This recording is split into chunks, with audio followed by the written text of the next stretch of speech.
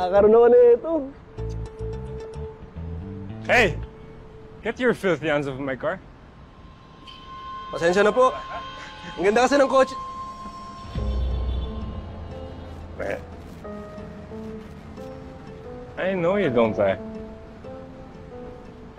Ikaw yung taga Boys Town, di ba? Kaibigan mo si Kidlat? Mas kilala kita. Kilalang kilala ko ang buong pamilya mo. I mean, of course. Influential kami eh. Mamamatay tao mga pamilya mo eh. Kaya nga nawalan ako ng magulang dahil sa inyo. Mamamatay tao. Like I didn't hear that a million times already, no? You know what?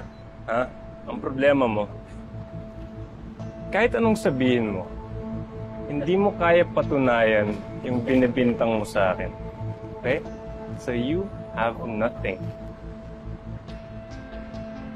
Siguro sa ngayon, wala. Pero tandaan mo to. Kahit wala na yung mga magulang ko, kahit tinakaw niyo sa akin yung ilang taon ng buhay ko dahil dyan sa juvie na yan, meron kang hindi nakuha sa akin.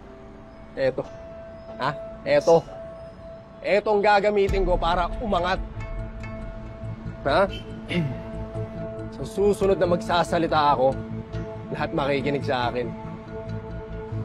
You done?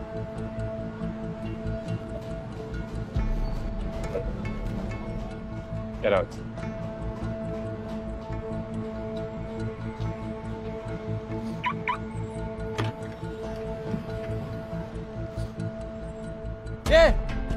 Enjoyin nyo lang yung buhay nyo sa taas. Magkikita rin tayo dyan.